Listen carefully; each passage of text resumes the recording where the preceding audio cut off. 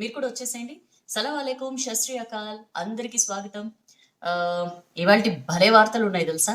నేను all of a sudden surprise visit గా మన ప్రధాని మోడీ వెళ్ళిపోయారు. ఇండో చైనా బార్డర్ దగ్గర టెన్షన్ ఎక్కడైతే ఉందో అక్కడికి వెళ్ళి సడన్ గా ఆ లడ్డాక్ వేదికగా ఒక బలమైన వార్నింగ్ ఇచ్చారు చైనాకి. ఆక్రమించుకునే రోజులు పోయినాయి. శ్రీకృష్ణుని పూజించడం తెలుసు, అవసరమైతే ఆ చక్రధారిని ఆదర్శంగా తీసుకోవడం తెలుసు అని చెప్పి చైనా గట్టి వార్నింగ్ ఇచ్చారు. సో ఆ వివరాలు చూద్దాం. గేట్లు ఎత్తితే పోయేదానికి ఎత్తిపోస్తున్నారు. కాళేశ్వరం మైలేజ్ పెంచడానికి ఎన్ని పాటలు పడుతోందో రాష్ట్ర ప్రభుత్వం. ఇవాళ ఆర్టికల్లో చూద్దాం. ఎస్ఆర్ఎస్పీలో నీళ్లు ఉన్నా సరే ఎల్లంపల్లి నుంచి లిఫ్ట్ చేసి మరి చెరువులు నింపుతున్నారని చెప్పి దానికి సంబంధించి వార్త చూద్దాం. టెస్ట్ లో మనం ఎక్కడున్నాం తెలుసా? లాస్ట్ లో ఉన్నాం. అదే పాజిటివ్ రేట్ లో ఫస్ట్ లో ఉన్నాం. నిజంగానే అలాంటి సిచ్యువేషనే. మొత్తం మన దేశంలో అన్ని రాష్ట్రాలతో పోల్చుకుంటే పాజిటివ్ రేట్ మనం నిన్న మొన్నటి దాకా ఢిల్లీని క్రాస్ చేసాం, ఈ రాష్ట్రాన్ని క్రాస్ చేసాం అని అనుకున్నాం కదా. మనం మహారాష్ట్రని కూడా క్రాస్ చేసాం. పాజిటివ్ రేట్ లో ఫస్ట్ ప్లేస్ లో ఉన్నాం. వేరాజ్ టెస్ట్ లో మాత్రం లాస్ట్ ప్లేస్ లో ఉన్నాం. సో ఏ రాష్ట్రం ఏ ప్లేస్ లో ఉందో చెప్తాను. అండ్ 1892 1892 పాజిటివ్ కేసులు అండి నిన్న. ఒక 1000 దాటినప్పుడే అందరికీ గుండె గుబేలు మంది. ఇప్పుడు ఆల్మోస్ట్ 2000కి చేరువలో వచ్చింది. 1892 పాజిటివ్ కేసులు వచ్చాయి నిన్న. ఆ వివరాలు చూద్దాం. ప్రజల ప్రాణాల కంటే ఆన్లైన్ క్లాసులు ముఖ్యమా అని చెప్పి హైకోర్టు క్వశ్చన్ చేస్తోందండి. చాలా విషయాల్లో హైకోర్టు చాలా గట్టిగా వ్యవహరిస్తున్న సిచ్యుయేషన్ మనకి తెలుసు. అనేక విషయాల్లో ప్రభుత్వాన్ని నిలదీస్తున్న సిచ్యుయేషన్ తెలుసు. సో ఆన్లైన్ క్లాసెస్ కి సంబంధించి కూడా హైకోర్టు చాలా కీలకమైన కామెంట్స్ చేసింది. దాని గురించి చెప్తాను. ఇలాంటి బోలెడని వార్తలు ఉన్నాయి. ఇంకా చాలా ఇంట్రెస్టింగ్ వార్తలు కూడా ఉన్నాయి లోపల పేజీలో. వీటన్నిటిని వెలుగు పేపర్లో ఉన్న వార్తల్ని వివరించడానికి నేను వచ్చేసాను. మీరు కూడా వచ్చేయండి. మీరు చేయాల్సిందల్లా ఏం లేదండి. V6 ఫేస్బుక్ పేజ్లోకి లాగిన్ అయ్యి జస్ట్ షేర్ కొట్టి మీతో పాటు మీ ఫేస్బుక్ ఫ్రెండ్స్ని కూడా తీసుకురండి. మీకు ఎట్లన్నా అలవాటు అయింది కదా, ఇంకా చాలా మందికి అలవాటు చేద్దాం. చక్కగా 45 మినిట్స్లో ఎవరైనా మొత్తం పేపర్ వినిపిస్తుంటే చక్కగా వినొచ్చు కదా. నేను చాలా మంది మెసేజ్ పెట్టారు, తెలుగు చదవడం రాని వాళ్ళకి చాలా అడ్వాంటేజ్ అండి నాలాంటి వాళ్ళకి అని చెప్పి. నేను వారి పేరు నోట్ చేసుకుందాం అనుకున్నా, మర్చిపోయా. సార్ మీలాంటి వాళ్ళ కోసమే సార్. ఇదే కాక ఇంకా చాలా మంది సీనియర్ సిటిజన్స్ కానీ ఇలా చాలా మంది ఎగ్జామ్స్ కి ప్రిపేర్ అయ్యే వాళ్ళు కానీ ఎంతో మందికి V6 వెలుగు చేస్తున్న ప్రయత్నం యూస్ఫుల్ గా ఉందని చెప్పి మాకు ఫీడ్బ్యాక్ వస్తుంది. థ్యాంక్ యూ సో మచ్ అండి. ఇంకేమైనా చేంజెస్ కావాలన్నా, ఇంప్రూవ్మెంట్స్ కావాలన్నా కూడా మీరు మాకు కామెంట్ సెక్షన్ లో షేర్ చేసుకోవచ్చు. Will try to implement it. And yeah, share కొట్టారు కదా, చలో నేను మొదలు పెడుతున్నా. ఆక్రమించుకునే రోజులు పోయినాయి. లడ్డాక్ వేదికగా చైనాకు ప్రధాని మోడీ గట్టి వార్నింగ్ అని చెప్పి మనం చూస్తున్నాం. ఇప్పుడున్నదంతా అభివృద్ధి యుగమే. శత్రువులు మన వాడి వేడి రుచి చూశారు. శాంతి కావాలనుకోవడం ఇండియా బలహీనత అనుకోవద్దు అని చెప్పి కూడా ఆయన అక్కడ లడ్డాక్ వేదికగా ఒక పెద్ద ఇండికేషన్ ఇచ్చారు చైనాకి. అభివృద్ధిని అడ్డుకోవాలని చూస్తే చాలా గట్టిగానే బుద్ధి చెప్తామని చెప్పి కూడా హెచ్చరించారు. నిన్న సర్ప్రైజ్ టూర్ లడ్డాక్ ఏరియాలో ప్రధాని చేశారు. నీము అక్కడ సైనికులతో ముచ్చట పెట్టారు. అండ్ గల్వాన్ లో గాయపడిన సైనికుల్ని పరామర్శించారు, అమరులకి నివాళులు అర్పించారని చెప్పి మనం చూస్తున్నాం. బార్డర్ లో కయ్యాని కాల్దవుతున్న డ్రాగన్ కంట్రీ చైనాకు ప్రధాని మోడీ నాట్ ఓన్లీ మన దేశంలో ప్రజలే కాకుండా పక్కనున్న చైనా కూడా అరే ఇదేంటి అని చెప్పి ఒక్కసారి ఉలికిపాటుకు గురైంది ప్రధాని మోడీ సర్ప్రైజ్ టూర్ తో. సో ప్రధాని ఈ సందర్భంగా మాట్లాడుతూ పూజించడము తెలుసు, అవసరమైతే శిక్షించడము తెలుసు అని చెప్పి శ్రీకృష్ణుని కోట్ చేస్తూ చెప్పారు. బలగాలకి మనోధైర్యం ఇచ్చేలాగా ఆయన మాట్లాడారు. ఆక్రమించుకునే రోజులు పోయాయి, అటువంటి వాళ్ళ పని అయిపోయిందని చెప్పి కూడా అన్నారు. శత్రువులంతా మన బలగాల వాడి వేడి రెండు కూడా రుచి చూశారు అని చెప్పి కూడా మాట్లాడిన పరిస్థితి. లడాక్ లో సర్ప్రైజ్ విజిట్ లో భాగంగా జెన్స్కార్ రేంజ్ లో ఉన్న 11,000 అడుగుల ఎత్తులోని నీము ఫార్వర్డ్ పోస్ట్ సైనికులతో ఆయన మాట్లాడారు. ఆర్మీ, ఎయిర్ ఫోర్స్, ITBP సిబ్బంది వీళ్ళందరితో కూడా ఇంటరాక్ట్ అయ్యారు. ఒక రకంగా ఈ కొంచెం డిస్టర్బెన్స్, కొంత రప్చర్ ఉన్న సిచ్యుయేషన్ లో మొత్తం బలగాల్లో ఒక ధైర్యం, స్ఫూర్తి నింపే ప్రయత్నం చేశారు ప్రధాని మోడీ. జూన్ 15న ఈస్టర్న్ లడ్డాక్ లోని గల్వన్ వ్యాలీలో చైనాతో జరిగిన బార్డర్ గొడవలో ఎవరైతే అమరులయ్యారో మన కర్నల్ సంతోష్ బాబు కానీ ఇంకొక 20 మంది సోల్జర్స్, వాళ్ళందరికీ కూడా నివాళులు అర్పించారు. గాయపడ్డ వారిని పరామర్శించారు కూడా. దాని గురించి కూడా చూద్దాం లోపల పేజీలో. ఇక అదే పేజీలో గేట్లు ఎత్తితే పోయేదానికి ఎత్తిపోస్తున్నారు. కాళేశ్వరం మైలేజ్ పెంచడానికి ఏ రకంగా రాష్ట్ర ప్రభుత్వం పాటలు పడుతోందో మనం ఈ ఆర్టికల్లో చూడొచ్చు. కాళేశ్వరం నీళ్లు ఇచ్చినట్లు కలరింగ్ ఇస్తున్నారు. SRSPలో నీళ్లు ఉన్నా సరే ఎల్లంపల్లి నుంచి లిఫ్ట్ చేస్తున్నారు. ఎగువన SRSPలో గేట్లు ఎత్తితే వరద కాల్వ నిండుగా పారే ఛాన్స్ ఉంది. అదేమి పట్టించుకోకుండా సర్కార్ రివర్స్ పంపింగ్ చేస్తోందని చెప్పి చూస్తున్నాం. వరద కాల్వ రైతులకు ప్రభుత్వం మళ్ళీ భారీ ఎత్తిపోతల ప్రదర్శనకు సిద్ధపడింది. ఎగువనున్న SRSP నుంచి ₹1 కూడా ఖర్చు పెట్టకుండా నీళ్లు వదిలేసి కింది నుంచి లిఫ్ట్లతో కాళేశ్వరం నీటిని ఎత్తిపోసే మోటార్లు ఆన్ చేసింది. చాలా ఈజీగా చెరువులు నిండే పనిని పక్కన పెట్టి కావాలని చెప్పి ఇగో ఇదంతా కూడా కాళేశ్వరం వల్లే, ఇఫ్ నాట్ కాళేశ్వరం ఇదంతా జరిగేది కాదు అని చెప్పి కలరింగ్ ఇవ్వడానికి ప్రయత్నిస్తోంది రాష్ట్ర ప్రభుత్వం అని చెప్పి చూస్తున్నాం. గతంలో ఎన్నడూ లేనట్లు వరద కాల్వను కాళేశ్వరం నీటితో నింపినట్లు కలరింగ్ ఇస్తోంది. 102 కిలోమీటర్ల పొడవునున్న ఈ కాల్వ పొడవున భూగర్భ జలాలు పెంపొందించడంతో పాటు చెరువులు నింపుతున్నట్లు గొప్పలు చెప్పుకుంటోందని చెప్పి చూస్తున్నాం. మామూలుగా అయితే పైనున్న ఎస్ఆర్ఎస్పి వరద కాల్వ గేట్లు ఎత్తితే గ్రావిటీ ద్వారా ఆటోమేటిక్ గా ఈ కాల్వ నిండుగా నీళ్లు పారే అవకాశం ఉంది. బట్ దీన్ని వద్దనుకుని దిగువనున్న నీటిని ఎత్తిపోసేందుకు సర్కార్ చేస్తున్న ఒక అత్యద్భుతమైన సినిమా ఇది అని చెప్పి మనం చూస్తున్నాం. కాళేశ్వరం ప్రాజెక్ట్ కి మైలేజ్ పెంచడానికి ఆ ప్రాజెక్ట్ లేకపోతే అసలు పోచంపాడుకు దిక్కు లేదని చెప్పి రైతులు మాట్లాడుకోవడానికి ప్రభుత్వం కింది నుంచి నీటిని ఎత్తిపోయడానికి ప్రాధాన్యం ఇస్తోందని చెప్పి చూస్తున్నాం. వరద కాల్వ ప్రాంత రైతులు కూడా కాళేశ్వరం లేకుంటే ఇప్పట్లో నీళ్లే రాకపోవు అనుకోవాలనేది ప్రభుత్వ ప్రయత్నంగా కనిపిస్తోంది. ఎంతసేపు కాళేశ్వరం ప్రాజెక్ట్ అంశం ప్రజలు రైతుల్లో నానాలి, అపర భగీరథుడు అని చెప్పి సీఎం కేసీఆర్ ని కీర్తించుకోవాలి అనే ఆ ఫీలింగ్ తప్పించి ఎంతసేపు పైసా ఖర్చు లేకుండా వచ్చే ఎస్ఆర్ఎస్పి నీటిని సద్వినియోగం చేసుకోవాలనే ఆలోచనే లేదు. విపరీతంగా డబ్బులు ఖర్చు చేసి ప్రజాధనం వృధా చేసి ఈ పంపింగ్ కి దానికి తెరలేపుతోంది. దానివల్ల విపరీతమైన కరెంట్ ఖర్చు, లక్షలాది రూపాయల ప్రజాధనం. ఎందుకంటే మోటార్లు నడవడం వల్ల వీటికి ఇలాంటి వాటికి ఎక్కువగా ప్రయత్నిస్తోంది రాష్ట్ర ప్రభుత్వం అని చెప్పి మనం చూస్తున్నాం. లింక్ 2లో నంది మేడారం, లక్ష్మీపూర్ పంప్ హౌస్లు, పునరుజ్జీవ పథకంలోని రాంపూర్, రాజేశ్వరరావుపేట పంప్ హౌస్ల్లో మోటార్లు నడిపించి లక్షలాది రూపాయల ప్రజాధనాన్ని వృధా చేస్తోందని చెప్పి చూస్తున్నాం. దానికి సంబంధించి మనం సెకండ్ పేజ్ లో చూద్దాం అసలు ఆ సినిమా ఏంటో, ఆ కలరింగ్ ఏంటో. ఇక అదే పేజ్ లో టెస్టుల్లో లాస్ట్, పాజిటివ్ రేట్ లో ఫస్ట్. జాతీయ సగటు కంటే చాలా ఎక్కువ ఉందండి మన రాష్ట్రంలో పాజిటివ్ రేటు. నిన్న గురువారం నాటికి మొన్నటికి 92,97,749 మందికి టెస్టులు చేశారు మొత్తం మన దేశంలో. రాష్ట్రంలో మాత్రం 98,153 నిక్కి నీలిగి లక్షకి దగ్గరకు వచ్చాయి. ఇది కూడా గత 10-15 రోజులుగా రకరకాల ప్రెషర్స్ రావడం వల్ల టెస్టులు పెంచితే వచ్చిన నెంబర్ ఇది. అయినా సరే ఇప్పటికి కూడా చాలా లాస్ట్ లో ఉన్నాం మనం. టెస్టుల్లో టాప్ 3లో ఉంది ఏపీ, పాజిటివ్ రేట్ లో లాస్ట్ ప్లేస్ లో ఉంది. వెరాజ్ మనం పాజిటివ్ రేట్ లో ఫస్ట్ లో ఉన్నాం, టెస్టుల్లో లాస్ట్ లో ఉన్నాం. ఇది మన దగ్గర పరిస్థితి. అక్కడ 9,71,611 టెస్టులు చేశారండి ఏపీలో. పాజిటివ్ రేట్ కూడా చాలా తక్కువ ఉంది, అక్కడ 1.74% మాత్రమే ఉంది. రికవరీ రేట్ లో కూడా మనం వెనుకబడి ఉన్నాం అని చెప్పి మనం యాక్చువల్గా చూస్తున్నాం. అట్టడుగున ఉంది తెలంగాణ కరోనా టెస్ట్ల విషయంలో. పాజిటివ్ రేట్ విషయంలో మాత్రం చాలా మన దగ్గర ప్రతి 100 మందికి అంటే టెస్ట్ చేసిన ప్రతి 100 మందిలో 19 మందికి కరోనా పాజిటివ్ వస్తున్న పరిస్థితి. 1,00,000 కేసులు దాటిన మహారాష్ట్ర, తమిళనాడు కంటే మన దగ్గరే పాజిటివ్ రేట్ ఎక్కువగా నమోదవుతోందని చెప్పి మనం యాక్చువల్గా చూస్తున్నాం. మామూలుగా దేశవ్యాప్తంగా 100 మందికి టెస్ట్ చేస్తే 7 కరోనా వస్తుంది. బట్ మన దగ్గర మాత్రం తెలంగాణలో మాత్రం 100 మందికి టెస్ట్ చేస్తే 19 మందికి పాజిటివ్ వస్తున్న పరిస్థితి. సో దానికి సంబంధించి కూడా చూద్దాం ఇండెప్త్. అండ్ అదే పేజ్ లో 1892 రాష్ట్రంలో ఒక్క రోజుల్లోనే రికార్డు స్థాయి కేసులు నమోదయ్యాయి. 1,892 కేసులు వచ్చాయండి నిన్న కొత్తగా. 1,658 గ్రేటర్ పరిధిలోనే వచ్చాయి. నిన్న మరొక 8 మంది చనిపోయారు. అయితే ప్రకటించని కేసులు 3,000కు పైనే ఉన్నాయని చెప్పి మనం ఇదే ఆర్టికల్లో చూస్తున్నాం. మామూలుగా గురువారం 1,213 కేసులు వస్తే మనం దానికే బాబోయ్ అనుకున్నాం. నిన్న దాన్ని మించిపోయి 1,892 కేసులు వచ్చాయి. సో శుక్రవారం నమోదైన కేసులో గ్రేటర్ హైదరాబాద్ లోనే యాజ్ యూజువల్ ఎక్కువ ఉన్నాయి. జిల్లాల్లో 234 జిల్లాల్లో కూడా కేసులు పెరుగుతున్నాయి. ఎందుకంటే చాలా మంది జిల్లాలకు వెళ్తున్నారు. ఇంటర్ డిస్ట్రిక్ట్ ట్రాన్స్పోర్టేషన్ అంతా స్టార్ట్ అయినప్పటి నుంచి అండ్ లాక్డౌన్ వార్తలతో ఇక్కడ నుంచి చాలా మంది జిల్లాలకు వెళ్ళిపోతున్నారు. ఈ వెళ్ళిపోతున్న ఎంతమందికి కరోనా పాజిటివ్ ఉందో తెలియదు. వీళ్ళందరూ వెళ్ళి మళ్ళీ జిల్లాల్లో స్ప్రెడ్ చేస్తున్న పరిస్థితి. సో విపరీతంగా కనిపిస్తోంది జిల్లాల్లో కూడా. మొత్తం రాష్ట్రంలో కరోనా కేసుల సంఖ్య 20,462కు పెరిగింది. అయితే ఇంకో 3,000కు పైగా కేసులకు సంబంధించి బులెటిన్లో చోటు దక్కలేదు అని చెప్పి కూడా మనం చూస్తున్నాం. ఇందులో ఒకే ల్యాబ్ లో చేసిన 2,672 కేసులు ఉన్నాయట. My God. సో అవి కూడా యాడ్ చేసి ఉంటే నిన్న ఒక్కసారి చాలా మందికి భయం వేసేదేమో. దానికి సంబంధించిన వార్త చూద్దాం. అండ్ నీట్ సెప్టెంబర్ లో నిర్వహించాలని చెప్పి డెసిషన్ తీసుకున్నారండి.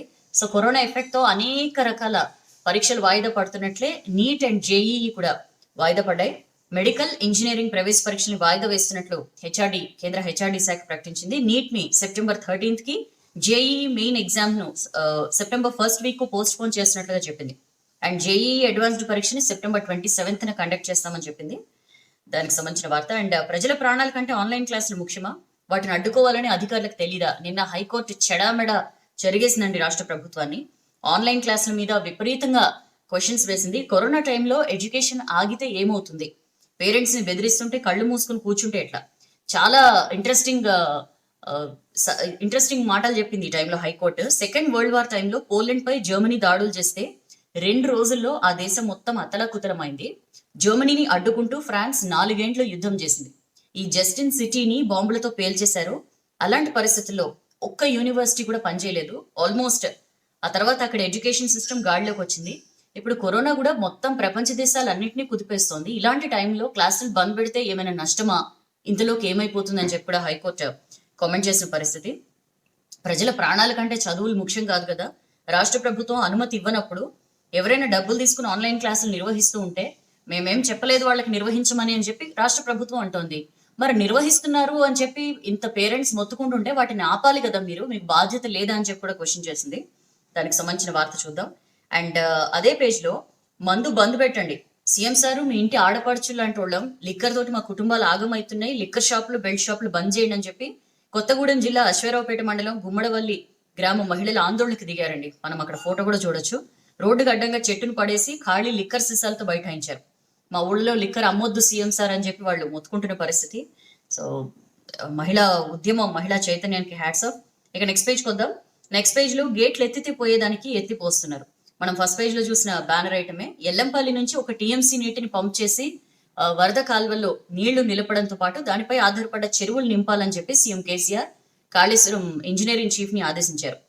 సో ఎట్లయితే ఎస్ఆర్ఎస్పి ఎగువనున్న బాబ్లీ ప్రాజెక్టు గేట్లు ఎత్తారు, దానికి తోడు ఆల్రెడీ వర్షాలు కూడా పడుతున్నాయి. సో ఎస్ఆర్ఎస్పిలో మంచిగా నీళ్లు ఉన్నాయి, క్రమంగా పెరుగుతోంది కూడా. ఇంకా నీటి మట్టం 1070 అడుగులు ఉన్నప్పుడు అంటే 29 టీఎంసీస్ నీళ్లుంటే వరద కాల్వ గేట్లు ఎత్తి నీటిని కాల్వలోకి విడుదల చేయొచ్చు. అయితే ఇప్పుడు ఎంత ఉంది తెలుసా, వారం రోజులుగా ఇన్ఫ్లో బాగా పెరుగుతుండడంతో నీటి మట్టం అంతకు మించిపోయింది. సో చాలా ఈజీగా గ్రావిటీ ద్వారా నీళ్లు వస్తాయి. బాబ్లీ గేట్లు ఎత్తడం ఎగువ నుంచి దాదాపు 4000 క్యూసెక్లు ఇన్ఫ్లో ప్రాజెక్టులోకి వచ్చి చేరుతోంది. నిన్న సాయంత్రానికే 30.75 టీఎంసీల నీళ్లు నిల్వ ఉంది. మామూలుగా 29 టీఎంసీల నీళ్లు ఉంటేనే కిందికి వదలొచ్చు, అంతకంటే చాలా ఎక్కువే ఉన్న పరిస్థితి. దాదాపు 2 టీఎంసీల నీటిని ఇక్కడి నుంచి వాడుకునే వీలుందని చెప్పి ఇంజనీర్ స్వయంగా చెప్తున్నారు. ముక్కల దగ్గర ఉన్న గేట్లు ఎత్తితే గ్రావిటీ ద్వారా ఈ నీళ్లు మెట్పల్లి, కోరుట్ల, జగిత్యాల మీదుగా వరద కాల్వ మొత్తం కూడా నిండుగా పారుతుంది. మిడ్మానేర్ వరకు నీళ్లు చేరుకుంటాయట. 102 కిలోమీటర్ల పొడవున వరద కాల్వలో నీటిని నిల్వ చేయడంతో పాటు దారి పొడవున ఉన్న చెరువులన్నీ నింపే వీలుంది. సో ఎస్ఆర్ఎస్పి పునరుజ్జీవ పథకం పేరిట ప్రభుత్వం చెప్పుకుంటోంది కూడా ఇదే. కానీ కింది నుంచి నీళ్లను లిఫ్ట్ చేసి రాంపూర్ కానీ రాజేశ్వరపేట కానీ ఈ పంపులను ఆన్ చేసి వరద కాల్వని రివర్స్ లో ఎగువకు పారిస్తోంది. ఈజీగా చేయగల పరిస్థితి ఉన్నా సరే మనం ఈ ఆటకలు చూస్తున్నాం. ఎగువన ఎస్ఆర్ఎస్పి నీటిని వదిలేసి ఎల్లంపల్లిని మొత్తం కూడా తోడేస్తున్న పరిస్థితి, అట్టడుగు వరకు ఖాళీ చేస్తుండడం చర్చనీయాంశంగా మారిందని చెప్పి మనం ఈ ఆటకలు చూస్తున్నాం. ఎల్లంపల్లి ప్రాజెక్ట్ లో శుక్రవారం నాటికి 5.33 టీఎంసీల నీళ్లున్నాయి.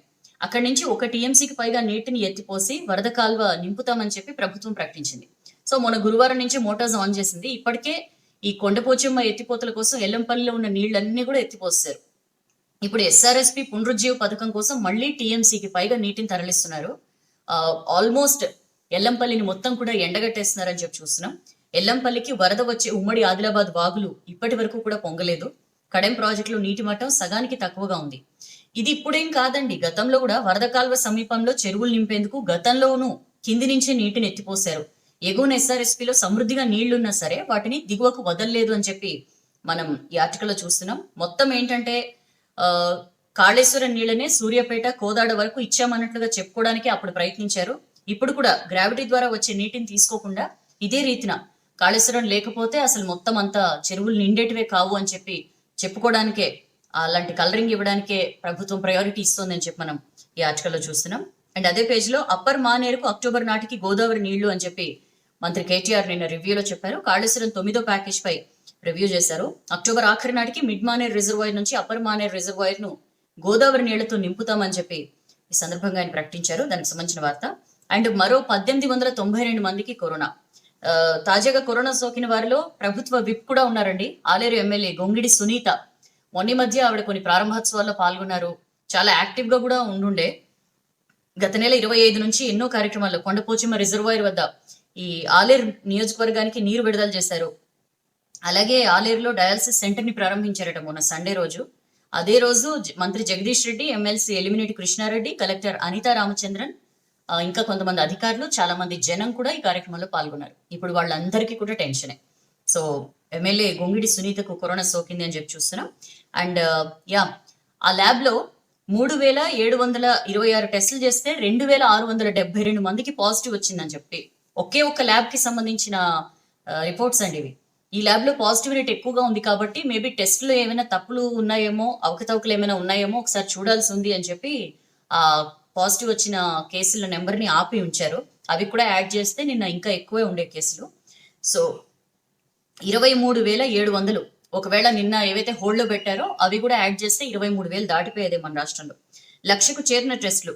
సో శుక్రవారం నిన్న బాగానే టెస్టులు చేశారండి. 5,965 టెస్టులు చేస్తే చెప్పాను కదా, టెస్ట్ చేసిన ప్రతి 100 మందిలో 31.71% మందికి వైరస్ ఉన్నట్లు తేలింది. నిన్న ఒక్కరోజే పాజిటివ్ రేట్ ఈ రేంజ్లో ఉంది. 100 మందికి టెస్ట్ చేస్తే సుమారు 31 మందికి కరోనా ఉన్నట్లు తేలింది. మొత్తం టెస్టుల సంఖ్య 1,04,118కి చేరింది. ఇందులో 19.65% మందికి పాజిటివ్ వచ్చిందని చూస్తున్నాం. సో జిల్లాల్లో కూడా టెస్టులు చేయబోతున్నారండి. నిజామాబాద్, గద్వాల, కొత్తగూడెం, కరీంనగర్, సూర్యాపేట, ఆసిఫాబాద్, మెదక్ జిల్లా ఆసుపత్రుల్లో కరోనా టెస్టులు చేయడానికి ఐసీఎంఆర్ పర్మిషన్ ఇచ్చింది. ఏపీలో 837 కొత్త కేసులు, 8 మంది మృతి. ఏపీలో నిన్న 38,000కు పైగా టెస్టులు చేశారు. 837 కొత్త కేసెస్ వచ్చాయి. ఏపీకి చెందిన వారు 789 మంది, వేరే స్టేట్స్ నుంచి వచ్చిన వారు 46 మంది, ఫారెన్ రిటర్నీస్ ఒక 2 ఉన్నారు. సో అక్కడ 16,934కి అక్కడ చేరింది కరోనా పాజిటివ్ కేసెస్ సంఖ్య. 8 మంది చనిపోయారు. దానికి సంబంధించిన వార్త. సో మనం చూసినాం అక్కడ మొదటి నుంచి కూడా ఎక్కువ టెస్టులు చేయడం వల్ల కరెక్ట్గా కరోనాని వాళ్ళు గుర్తించగలుగుతున్నారు. ట్రీట్మెంట్ తీసుకుని వాళ్ళు బయటకు రావడం వల్ల ఆ స్ప్రెడ్ అనేది ఎక్కువగా లేని సిచ్యువేషన్. వెరాజ్ మన దగ్గర ఉల్టా మొదటి నుంచి కూడా టెస్టులు తగ్గించి ఇప్పుడు మొత్తం అంటుకుంటున్న పరిస్థితి. దానికి సంబంధించిన వార్త. అండ్ అదే పేజ్లో టెస్టుల్లో లాస్ట్, పాజిటివ్ రేట్లో ఫస్ట్. వేరియస్ స్టేట్స్ ఎట్లున్నాయో మనం ఈ పక్కన ట్యాబులర్ ఫామ్లో క్లియర్గా చూడొచ్చు. తెలంగాణ ఇది గురువారం నాటికి అనమాట 5,000 కంటే ఎక్కువ కేసులు నమోదైన ఎక్కువగా ఉన్న రాష్ట్రాలు అనమాట. పాజిటివ్ రేట్ ఎక్కువగా ఉన్న రాష్ట్రాలు గురువారం నాటికి చూస్తే తెలంగాణ 98,153 టెస్టులు చేస్తే 18,570 కేసులు వచ్చాయి. అంటే పాజిటివ్ రేటు 18.92%. మహారాష్ట్ర 10,23,000కు పైగా టెస్టులు చేస్తే 1,86,000కు పైగా కేసులు వచ్చాయి. 18.24%. అంటే మనం మహారాష్ట్రను కూడా కొట్టేశాం. మహారాష్ట్ర ఎపిసెంటర్ మన దేశంలో అని చెప్పి మాట్లాడుకున్నాం కదా, మనం దాన్ని కూడా బీట్అవుట్ చేసాం పాజిటివ్ రేట్ విషయంలో. ఆ తర్వాత ఢిల్లీ ఉంది, తర్వాత గుజరాత్, తమిళనాడు, ఈ రాష్ట్రాల్లో ఎట్లానే ఎక్కువగానే ఉన్నాయి కేసులు.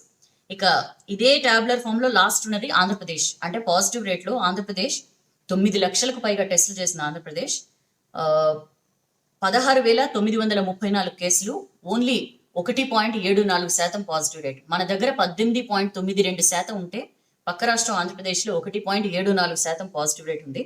సో చాలా క్లియర్గా మన దగ్గర ఏ రేంజ్లో పాజిటివ్ రేట్ ఉందో మనకు అర్థమవుతోంది. రికవరీ రేట్లో కూడా దేశ సగటు కంటే తెలంగాణ వెనకబడింది అని చెప్పి మనం చూస్తున్నాం. ఇండియాలో కరోనా బారిన పడిన ప్రతి 100 మందిలో 60 మంది కోలుకోగా మన దగ్గర మాత్రం 49 మంది డిశ్చార్జ్ అవుతున్నారు అని చెప్పి కూడా చూస్తున్నాం. ఒక్క కర్ణాటక, అక్కడ ప్రతి 100 మందిలో 46 మంది డిశ్చార్జ్ అవుతున్నారు. అక్కడ తప్ప మిగిలిన అన్ని రాష్ట్రాలు రికవరీలోనూ మనకంటే మెరుగ్గా ఉన్నాయి. వైరస్ సోకినా లక్షణాలు లేకపోతే 10 రోజుల తర్వాత వాళ్ళని కోలుకున్న వారి జాబితాలో చేర్చాలి. కానీ మన దగ్గర మాత్రం ఒక 7-8 రోజులకే డిశ్చార్జ్ దానిలో వేసేస్తున్నారు. అందుకని చెప్పి ఒకవేళ అది కూడా సిస్టమేటిక్ గా పర్ఫెక్ట్ గా జరిగితే ఇంకా మన దగ్గర రికవరీ రేట్ ఇంకా తక్కువ ఉండేదని కూడా ఆరోపణలు వినిపిస్తున్న పరిస్థితి. సో దానికి సంబంధించిన వార్త అండి. అండ్ అదే పేజ్ లో ప్రజల ప్రాణాల కంటే ఆన్లైన్ క్లాసులు ముఖ్యమా అని చెప్పి హైకోర్టు క్వశ్చన్ చేసింది. ప్రైవేట్ స్కూల్స్ లో ఆన్లైన్ క్లాసులు నిర్వహిస్తుంటే ఏం చేస్తున్నారు మీరు? హైదరాబాద్ పేరెంట్స్ అసోసియేషన్ పిల్ వేసింది. దానికి సంబంధించి నెల తర్వాత నిర్ణయం తీసుకుంటామని చెప్పి ప్రభుత్వం క్లియర్ గా చెప్తోంది నెక్స్ట్ అకాడమిక్ ఇయర్ కి సంబంధించి. ఎందుకంటే జూలై 31 వరకు వేటిని కూడా తెరవడానికి వీల్లేదని చెప్పి కేంద్రం స్పష్టంగా చెప్పింది. బట్ కేంద్రమే స్వయంగా ఆన్లైన్ క్లాసులు వాటిని నిర్వహించుకోవచ్చు అని చెప్పి కూడా అనింది. అందుకనే సిబిఎస్ఈ కానీ ఐసిఎస్ఈలో ఆన్లైన్ క్లాసులు జరుగుతున్నాయని చెప్పి కూడా ప్రభుత్వం తరపు లాయర్ చెప్పిన పరిస్థితి. బట్ వేరేజ్ మిగిలిన స్కూల్స్ కి సంబంధించి మేము ఎలాంటి పర్మిషన్స్ ఇవ్వలేదు అని అన్నారు. సో హైకోర్టు అక్కడే క్వశ్చన్ చేసింది అనమాట. ఎందుకు మీరు ఇవ్వలేదు అంటున్నప్పుడు వాళ్ళు ఆన్లైన్ క్లాసులు పెడుతున్నారు, పిల్లల్ని ఒత్తిడికి గురి చేస్తున్నారు. తల్లిదండ్రులకి ఇంట్లో 2 పిల్లలు 3 పిల్లలు ఉంటే 3కి ల్యాప్టాప్లు అవన్నీ ఇవ్వడం సాధ్యం కాదు కదా అని చెప్పి కూడా చాలా వ్యాలిడ్ పాయింట్స్ రైజ్ చేసింది. అండ్ విపరీతమైన ఒత్తిడికి గురవుతున్నారు. ఆల్రెడీ లాక్డౌన్ టైంలో ఆదాయం కోల్పోయి ఇబ్బంది పడుతున్న ప్రజలకి ఇది ఒక భారం కాదా? మీరు పర్మిషన్ ఇవ్వలేదు అంటున్నారు, మరి పర్మిషన్ ఇవ్వకుండా వాళ్ళు నిర్వహిస్తుంటే ఎందుకు అడ్డుకునే ప్రయత్నం చేయట్లేదని చెప్పి సూటిగా క్వశ్చన్ చేసింది. ఏసీ గదుల్లో కూర్చుని నిర్ణయాలా అని చెప్పి కూడా మండిపడింది. అంటే కేంద్రం అధీనంలో పనిచేస్తాయి సిబిఎస్ఈ, ఐసిఎస్ఈ స్కూళ్లు. అందుకని కేంద్రం ఆన్లైన్ విద్యా బోధనకు అనుమతి ఇచ్చిందని చెప్పి చెప్పంగానే వారి వాదనలపై హైకోర్టు మండిపడింది. ఈ శతాబ్దంలోనే కరోనా అత్యంత క్లిష్టమైన సమస్య. 4 వేళ్లు నోట్లోకి వెళ్తే చాలురా బాబు అని చెప్పి అనుకుంటుంటే మీరు ఏసీ గదుల్లో కూర్చుని నిర్ణయాలు తీసుకుంటే ఎట్లా అని చెప్పి కూడా చాలా గట్టిగా క్వశ్చన్ చేసిన పరిస్థితి. సో మొత్తం 13వ తారీఖుకి వాయిదా వేసిందండి. ఇందులో మొత్తం కేంద్రం, CBSE, national council of research and training కేంద్ర విద్యా సంస్థల్ని ప్రతివాదులుగా చేయాలని చెప్పి పిటిషనర్ని ఆదేశించింది. సో బెదిరిస్తుంటే ఏం చేస్తున్నారు? ఫీజులు ఇష్టం వచ్చినట్లు మీరు ఫీజు కట్టకపోతే, ఫస్ట్ టర్మ్ ఫీ కట్టకపోతే మీకు లాగిన్ ఐడి కానీ పాస్వర్డ్ కానీ ఇవ్వమని చెప్పి బెదిరిస్తుంటాయి ప్రైవేట్ స్కూల్స్. ఊరికే కూర్చుని ఏం చేస్తున్నారు మీరని చెప్పి కూడా ప్రభుత్వాన్ని క్వశ్చన్ చేసిన పరిస్థితి. దానికి సంబంధించిన వార్త. అండ్ అదే పేజ్లో సెప్టెంబర్లో నీట్ చెప్పాను కదా, ఈ జేఈఈ మెయిన్స్ కూడా సెప్టెంబర్లో నేను నిర్వహించాలని చెప్పి కరోనా ఎఫెక్ట్ తో డెసిషన్ తీసుకుంది కేంద్ర హెచ్ఆర్డీ శాఖ. యాక్చువల్లీ ఈ నెలలో మే నెలలో జరగాల్సిన ఎగ్జామ్స్ అండి జూలైకి వాయిదా పడ్డాయి. బట్ సిచ్యుయేషన్ చూసినా మనం దేశంలో సెటరేట్ అయ్యే పరిస్థితి లేదు కాబట్టి మొత్తానికి సెప్టెంబర్కి వాయిదా పడ్డాయి. జేఈఈ మెయిన్స్ కు దేశవ్యాప్తంగా సుమారు 9 లక్షల మంది, నీట్ కు 16 లక్షల మంది అప్లై చేశారు. ఏపీ, తెలంగాణ నుంచి దాదాపు 1,50,000 మంది స్టూడెంట్స్ ఉంటారట. సో కమిటీ రిపోర్ట్ ఆధారంగా కేంద్రం ఈ డెసిషన్ తీసుకుంది. దానికి సంబంధించిన వార్త. ఇక నెక్స్ట్ పేజ్కి వద్దాం. నెక్స్ట్ పేజ్ లో కరోనాను పట్టించుకోరేంది, కేంద్రం ఇచ్చిన నిధులు సక్రమంగా ఖర్చు పెట్టుంటే ఈ పరిస్థితి వచ్చేది కాదని చెప్పి నిన్న మీడియాతో మాట్లాడుతూ ఎంపీ ధర్మపురి అరవింద్ ఫైర్ అయ్యారు సీఎం కేసీఆర్ పై. జనాన్ని వెంటేసుకుని తిరుగుతున్నారు, ప్రాజెక్టుల ప్రారంభోత్సవాలని అవని ఇవని, మాస్క్ పెట్టుకోరా మీరు, మాస్క్ జనాలకేనా అని చెప్పి కూడా ఆయన క్వశ్చన్ చేశారు. కరోనాను కట్టడి చేయడంలో చాలా నిర్లక్ష్యంగా వ్యవహరిస్తోంది కేసీఆర్ గవర్నమెంట్ అని చెప్పి కూడా ఆయన అన్న పరిస్థితి. ప్రగతి భవన్ లో తిని ఫామ్ హౌస్ లో పడుకుంటే రాష్ట్రాన్ని ఎవరు పాలిస్తారు? కరోనా నియంత్రణపై ఎలాంటి రివ్యూలు లేవు, టెస్టులు చేయడం లేదు, సరిగా హాస్పిటల్స్ లో ఫెసిలిటీస్ లేవని చెప్పి మొత్తుకుంటుంటే మీరు మొత్తం కూడా లైట్ తీసుకున్నారు, ప్రజలు వాళ్ళ పాపానికి వాళ్ళ ఇదికి వాళ్లే పోతారు అన్నట్లు వదిలేశారు అని చెప్పి కూడా ఆయన తీవ్రమైన కామెంట్స్ చేశారు. పట్టింపు లేనట్లు వ్యవహరిస్తున్నారు అని చెప్పి కూడా అన్నారు. కట్టడి చేయలేక కరోనాని కేసీఆర్ పారిపోతున్నారు అని చెప్పి కూడా వ్యాఖ్యానించారండి. లాక్డౌన్ రూల్స్ పాటించడంలో రాష్ట్ర ప్రజలకి ముఖ్యమంత్రి ఆదర్శంగా ఉండాలి, కానీ ఆయన ఎక్కడ పాటిస్తున్నారు? మాస్క్ ఏమైనా పెట్టుకుంటున్నారా అని చెప్పి కూడా ఆయన క్వశ్చన్ చేశారు. 450 కోట్లు ఇచ్చారు ప్రధాని మోడీ కరోనా కట్టడి కోసం. రాష్ట్ర ప్రభుత్వం సక్రమంగా ఖర్చు చేసుంటే ఈ స్థాయిలో విజృంభించేది కాదు కరోనా అని చెప్పి కూడా ఆయన మాట్లాడారు. మొత్తం కరోనా కట్టడి కోసం ఖర్చు చేయాల్సిన డబ్బుని మొత్తం దారి మళ్లించి దేనికి వాడారో కూడా తెలియదు, అట్లా మొత్తం అంతా వేస్ట్ చేశారు అని చెప్పి కూడా మాట్లాడారు. అండ్ ఈటెల రాజీనామా చేయాలి అని చెప్పి కూడా ఆయన డిమాండ్ చేశారండి. వైద్య ఆరోగ్య శాఖ మంత్రి కేంద్రాన్ని విమర్శిస్తున్నారు, విమర్శించే నైతిక హక్కు లేదు.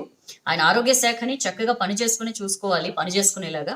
కానీ అలా ఏం లేదు. సర్కారు దవాఖానలో కనీస వసతులు లేవు, ఆక్సిజన్ అందడం లేదు, చచ్చిపోతున్న బాయ్ డాడీ అని చెప్పి చాలా మంది వీడియోలు పెట్టి చనిపోతున్న పరిస్థితి. దట్ క్లియర్లీ షోస్ మన రాష్ట్రంలో ఏ రకంగా పనిచేస్తోంది వైద్య ఆరోగ్య శాఖ అనేది.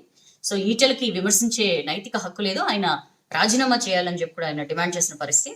అదే పేజ్ లో కరోనాకు పరిష్కారం లాక్డౌన్ ఒక్కటే కాదు అని చెప్పి మంత్రి తలసాని కామెంట్ చేశారండి. లాక్డౌన్ మాత్రమే పరిష్కారం కాదు, రాజకీయం కోసం తెలిసి తెలియని మూర్ఖులు మాట్లాడుతున్నారని చెప్పి కూడా ఆయన మండిపడ్డ సిచ్యువేషన్. డబ్బు కంటే ప్రజల ప్రాణాలే ముఖ్యమని కేసీఆర్ చెప్పారు. బట్ నిన్న ఆయన మాట్లాడుతూ ప్రభుత్వం అనేక రకాలుగా ఇనిషియేటివ్స్ తీసుకుంది, ఎకానమీ ప్రాపర్ గా లేకున్నా సరే ధైర్యంగా చాలా స్టెప్స్ తీసుకుంటోంది. కార్పొరేట్ హాస్పిటల్స్ కానీ మామూలుగా రెగ్యులర్ గా దోచుకుంటున్నాయి. సరే ఉత్తప్పుడు ఎట్లా దోచుకున్నా పర్లేదు, ఇలాంటి టైంలో కూడా ఇంత దోపిడియా, ఈ టైంలో కూడా దండుకునుడేనా అని చెప్పి కూడా ఆయన క్వశ్చన్ చేశారు. కార్పొరేట్ హాస్పిటల్స్ కి బాధ్యత లేదా అని చెప్పి కూడా ఆయన క్వశ్చన్ చేసిన పరిస్థితి. పైగా ఆయన ఏమన్నారంటే గేట్ వద్ద 10-20 గంటలు వెయిట్ చేస్తే తప్ప అడ్మిట్ చేసుకుంటలేరు, ప్రైవేట్ హాస్పిటల్స్ దగ్గర వెంటిలేటర్స్ లేవు, బెడ్లు లేవని చెప్పి చాలా బాధ్యతారహితంగా ప్రవర్తిస్తున్నారు. ఇది టైం కాదని చెప్పి ఊరుకుంటున్నాం కానీ సీరియస్ స్టెప్స్ ఖచ్చితంగా తీసుకుంటాం అని చెప్పి కూడా అన్నారు. గాంధీ, ఉస్మానియా, నిమ్స్ తదితర ప్రభుత్వాసుపత్రుల వద్ద మీడియా వాళ్ళు రకరకాల స్టోరీలు చేశారు. మరి ఇప్పుడు ప్రైవేట్ హాస్పిటల్స్ మీద స్టోరీలు చేయండి అని చెప్పి కూడా ఆయన మీడియాని నిలదీస్తున్న పరిస్థితి. ఏదో జరిగిపోతుందనే భయం వద్దు అని చెప్పి కూడా అన్నారండి. వైరస్ ప్రమాదకరమే, కానీ వైరస్ సోకితే ఏదో అయిపోతుందని చెప్పి భయాలు వద్దు. 70 ఏళ్లు దాటిన విహెచ్ కూడా, కాంగ్రెస్ సీనియర్ నేత విహెచ్ కూడా వైరస్ తో పోరాడి ఆయన గెలిచి బయటకు వచ్చారు. సో అదేమంత డేంజరస్ కాదు అని చెప్పి కూడా ఆయన మాట్లాడుతూ చెప్పారు తలసాని. ఎలాంటి లక్షణాలు కనిపించవు చాలా మందిలో, అసలు 100% మందికి కరోనా వస్తుంది పోతుంది, తెలియని కూడా తెలీదు వాళ్ళకి వచ్చినట్లు అని చెప్పి కూడా ఆయన మాట్లాడిన పరిస్థితి.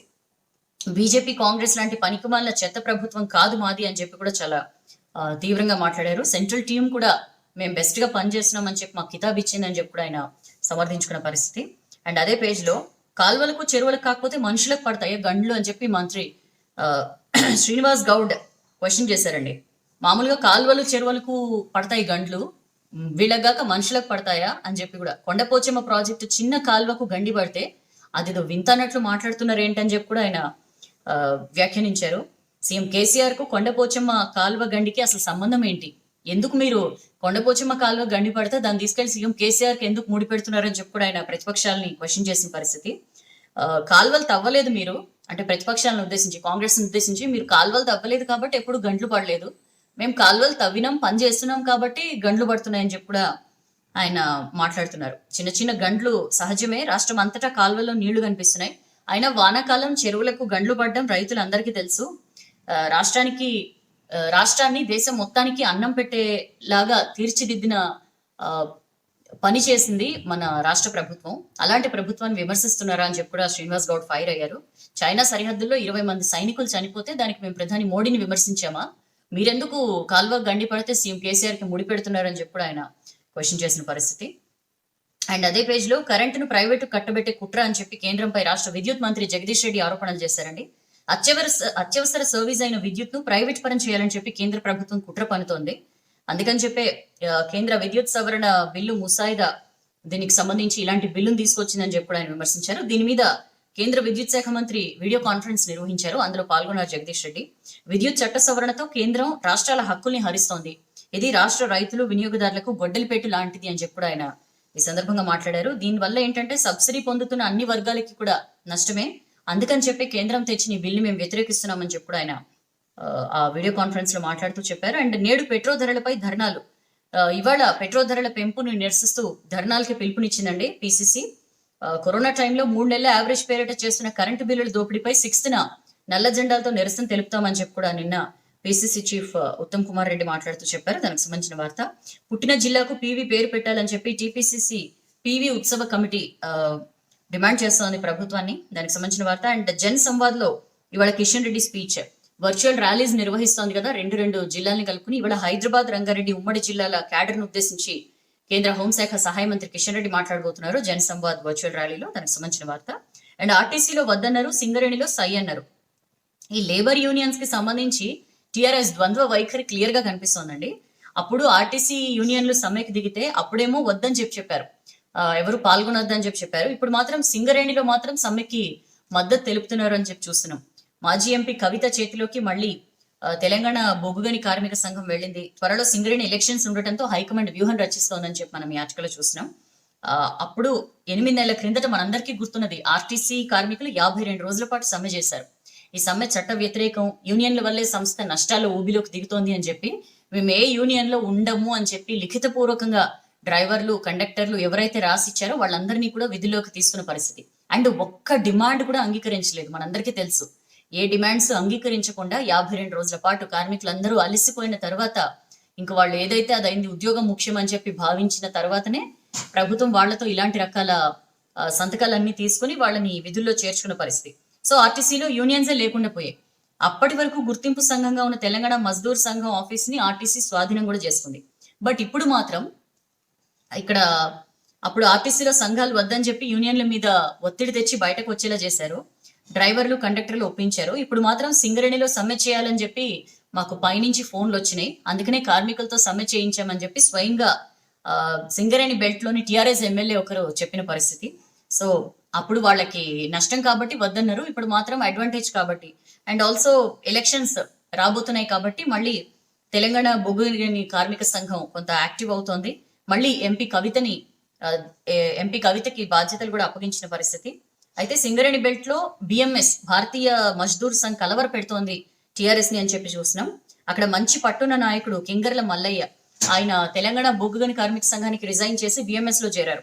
చాలా మంది నేతలు కూడా ఆయన వెంట ఈ బిఎంఎస్ కి వెళ్ళిపోయారు. సో కార్మిక సంఘం ఎలక్షన్ దగ్గరలో లేకపోవడంతో అప్పట్లో టిఆర్ఎస్ దీన్ని సీరియస్ గా తీసుకోలేదు. బట్ ఇప్పుడు ఎలక్షన్స్ దగ్గర పడుతున్నాయి కాబట్టి ఫోకస్ పెడుతోంది. మళ్ళీ కవిత చేతికి ఈ కార్మిక సంఘాన్ని ఇచ్చిందని చెప్పి మనం ఈ ఆర్టికల్లో చూస్తున్నాం. దానికి సంబంధించిన వార్త. అండ్ నెక్స్ట్ పేజ్కి వస్తే, పనులు ఆగినా మొక్కలెండినా సర్పంచ్లపై వేటు, సీఎం ఆదేశాలతో కలెక్టర్లు రంగంలోకి దిగారు. హరితహారం, పల్లె ప్రగతి పనుల్లో నిర్లక్ష్యం పేరిట సర్పంచ్లకి షోకాజ్ నోటీసులు ఇస్తున్నారని చెప్పి మనం చూస్తున్నామండి. వారం రోజుల్లోనే 200 మంది సర్పంచ్లకి షోకాజులు ఇచ్చారు. ఆఫీసర్ల తీరుపై సర్పంచ్లు మండిపడుతున్నారని చెప్పి మనం ఈ ఆర్టికల్ చూస్తాం. హరితహారం కింద ఏవైతే మొక్కలు నాటుతామో అందులో 85% ఖచ్చితంగా బ్రతికి తీరాలి అని చెప్పి రాష్ట్ర ప్రభుత్వం నిర్దేశించింది. ఈ కొత్త పంచాయతీరాజ్ చట్టం ప్రకారం మొక్కలు నాటి సంరక్షించాల్సిన బాధ్యత సర్పంచ్లపై పెట్టింది. కానీ ఏ గ్రామంలోనూ కూడా 30-40% మించి మొక్కలు బతుకుతున్న పరిస్థితి లేదు. కేవలం నీళ్లు లేకపోవడం వల్లే మొక్కలు ఎండిపోవడం లేదని చెప్పి సర్పంచులు చెప్తున్న పరిస్థితి. ఎదగని మొక్కల్ని హడావిడిగా నాటడం, గాలివాన్లకి ట్రీ గార్డ్స్ అన్ని తొలగిపోయి పశువులు వాటిని తినేయడం, ఇలాంటి అనేక కారణాల వల్ల ఈ మొక్కలు బతకట్లేదు. దాన్ని అంతటికీ కూడా మాదే బాధ్యత అని చెప్పి అనడం కరెక్ట్ కాదు అని చెప్పి కూడా వాళ్ళు అంటున్న పరిస్థితి. అండ్ ఫీల్డ్ లెవెల్లో చాలా సమస్యలు ఉన్నాయి. మెయిన్ గా పల్లె ప్రగతి తీసుకుంటే శ్మశాన వాటికలు ఊరూరా నిర్మించాలి, డంప్ యార్డ్ నిర్మించాలని చెప్పి ప్రభుత్వం చెప్తోంది. ఒక్కో డంపింగ్ యార్డ్కి 2.5 లక్షలు, వైకుంఠధామానికి 12 లక్షలు EGS funds, employment guarantee scheme కేంద్రంది, దాని కింద కేటాయిస్తున్నారు. సో పంచాయతీరాజ్ డిఆర్డిఏ శాఖల ఆధ్వర్యంలో పనులు జరుగుతుండగా సర్పంచ్లు, కార్యదర్శులు పర్యవేక్షిస్తున్నారు. ఈ డంపింగ్ యార్డ్ మామూలుగా ఏంటంటే ఫస్ట్ థింగ్ ఏంటంటే భూసేకరణ కష్టమవుతోంది. ఎందుకంటే ఎక్కడా కూడా డంపింగ్ యార్డ్ మా ఏరియాలో పెట్టొద్దు అని చెప్పి చాలా మంది జనాలు విపరీతంగా దాన్ని రెస్ట్రిక్ట్ చేస్తూ ఉంటారండి. విపరీతమైన రెసిస్టెన్స్ ఉంటుంది. అలాంటి టైంలో డంపింగ్ యార్డ్ కోసం ఒక స్థలం వెతకడమే వీళ్ళకి చాలా తలకు మించిన భారం అయిపోతుంది. మరి ఇన్ని సమస్యలు ఫీల్డ్ లెవెల్లో ఉంటే మమ్మల్ని ఎట్లా మీరు బాధ్యుల్ని చేస్తారని చెప్పి కూడా వీళ్ళు క్వశ్చన్ చేస్తున్న పరిస్థితి. చాలా గ్రామాల్లో ఇసుకకు పర్మిషన్ ఇవ్వకపోవడం, కూలీల కొరత కారణంగా పనులు చేపట్టలేకపోతున్నాం అని చెప్పి కూడా వీళ్ళందరూ అంటున్నారు. బట్ ఒక వారం రోజుల్లో 200 మందికి నోటీసులు అంటే చాలా సమస్య సాల్వ్ చేయకుండా మాకు నోటీసులు ఇస్తారా అని చెప్పి కూడా వీళ్ళు క్వశ్చన్ చేస్తున్న పరిస్థితి. శ్మశాన వాటికల పనులు నడుస్తున్నాయి, డంపింగ్ యార్డ్లకు అయితే స్థలాలు కూడా దొరకట్లేదు అని చెప్పి కూడా సర్పంచ్లు అంటున్నారు. దానికి సంబంధించిన వార్త. అండ్ అదే పేజ్ లో ఆక్సిజన్ సిలిండర్లు తెగ కొంటున్నారు. మనకు తెలుసు కరోనా టైంలో అనేక హాస్పిటల్స్ లో చాలా ప్రాబ్లమాటిక్ ఉన్న పరిస్థితి ఏంటి అంటే ఆక్సిజన్ సిలిండర్లు దొరకపోవడం. ఒకవేళ దొరికినా సవ్యంగా మనం చాలా ప్రైవేట్ హాస్పిటల్స్ లో క్లియర్ గా మనం వార్తలు చూస్తూనే ఉన్నాం. ఎక్కడికి వెళ్ళినా సరే ఆక్సిజన్ ఉన్న బెడ్స్ లేవు అని చెప్పి చాలా హాస్పిటల్స్ తిప్పి పంపుతున్న సిచ్యుయేషన్. సో ఒకవైపు కరోనా టెన్షన్, మరోవైపు హాస్పిటల్స్ లో కొరత వల్ల పబ్లిక్ చాలా ఎక్కువ మంది ఆక్సిజన్ సిలిండర్లు కొనడం వైపు మొగ్గు చూపుతున్నారని చెప్పి మనం ఈ ఆర్టికల్లో చూస్తున్నాం. ఆసుపత్రిలో ఆక్సిజన్ లేక ప్రాణాలు పోగొట్టుకుంటున్నారు కాబట్టి పేషెంట్స్ ఆక్సిజన్ సిలిండర్స్, మిషన్స్ అమ్మకాలకి డిమాండ్ పెరిగింది అని చెప్పి చూస్తున్నాం. కొందరైతే రెంట్కి తీసుకుంటున్నారు. నెలకు 5,000 నుంచి మొదలుపెట్టి బ్రాండ్ బట్టి 45,000 నుంచి 75,000 వరకు సిలిండర్ రేట్స్ ఉన్నాయి. చాలా మంది కొనుక్కుని వెళ్ళిపోతున్నారు అని చెప్పి మనం ఈ ఆర్టికల్లో చూస్తున్నాం. కరోనా ఎఫెక్ట్ తో ఆక్సిజన్ సిలిండర్లు, మెషిన్లు ఇవే కాదండి, పల్స్ ఆక్సిమీటర్ అని చెప్పి చెప్తున్నాం కదా.